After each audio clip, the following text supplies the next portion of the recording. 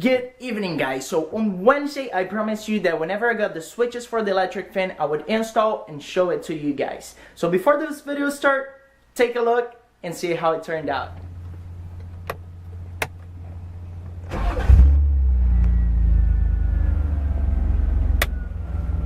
The switch for the fan. Not a lot of clearance, but enough.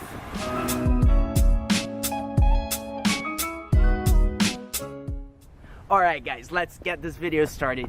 Many people when they see me drifting, they ask how much I paid for this car and if it's expensive to get started. So I decided to make this video and break down every single thing that I put into this car to show you guys exactly how much I spent. Summer 2016, I decided I wanted to buy a project car for drifting. So it had to be cheap and it had to drift. Me and a couple of my friends started looking on Craigslist for good project cars to buy. Lucas, my friend that drifts an E36, he sent me a link to this one. The owner was asking $1,500 for it, but he knew he wasn't gonna get that much.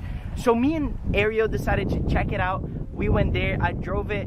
There was a lot of rust underneath the car. The diff was bouncing up and down and I didn't know the reason why. He said it was the diff mounts, but I wasn't sure if I could trust him or not, because you never know. I decided to not make an offer on the car because I was most likely gonna offend him and not get a deal. So I told him that if he wasn't able to sell the car, that he would give me a call and we would work something out. A month goes by, I'm looking through Craigslist. Now just keep in mind that he hasn't called me. I haven't seen other cars just because I hadn't found anything good worth for me to see. But I was searching through Craigslist once again and the post was there for this car. Decided to click on it, and now on the description it says that he wouldn't take less than $600 for it. We work out all of the title stuff because the car had an out-of-state title. I go there and pick the car up for $600. Now keep in mind that this is a 1996 328 IS manual, running and driving. I was pretty happy, but I knew that there was a lot to do on the car.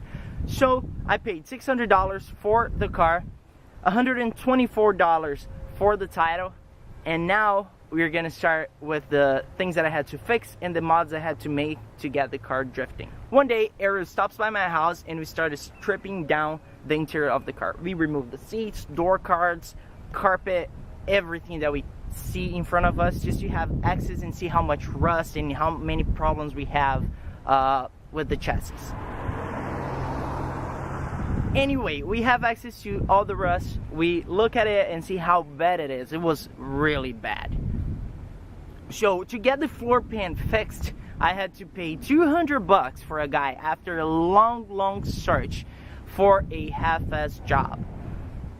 It got the job done, but for $200 it could have been much better. Then I had to pick up a couple of bolts and stuff from the junkyard and spent $18. Remember I told you guys the diff was jumping up and down? I had to spend about $82 with shipping and taxes to get new diff bushings, and I also got the diff welded for $58. So I have the floor pan fixed, the diff welded, and I started selling some stuff that I took out of the car. So I sold my glove box for $90. I sold the original headlights, the glass ones that came with the car, for $30 the pair.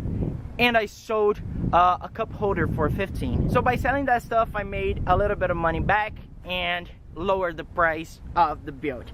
Then I went and bought rear shoes. Worst mistake, because I spent about $36 and it's completely useless. Don't do it. I could have put that money towards a Hydro e-brake that would be much better. So don't do rear shoes. I also purchased a brake light switch for about $15 because I had no brake lights and the switch had broken. Then I bought new windshield wipers for $8. I'm telling you, I'm putting everything here. I went to the junkyard and got some half-shaft bolts for the install of the welded diff just because I broke some of them. I got a piece of the front grille and I spent $15 for all of that. I also had to buy some spacers for up front because the 18-inch wheels that came with the car, they're a little too wide and they rub at full lock. So I had to buy some spacers and spent $44 for that. After the spacers, my rear shocks blew and I had to buy brand new ones for 76 bucks. After that, I was in search for some cheap, smaller wheels to put some used tires on the rears. I looked a lot and I found a set of 4 E90 wheels, 16 winch for 100 bucks with tires in it.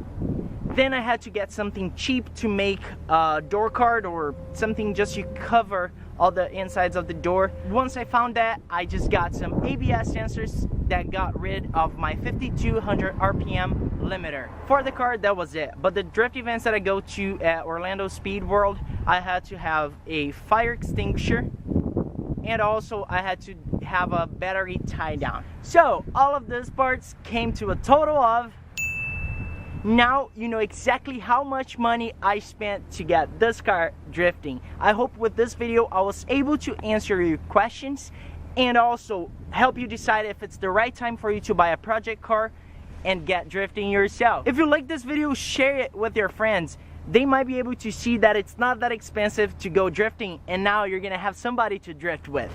Don't forget to hit the like button and subscribe to the channel. I'll see you guys next time.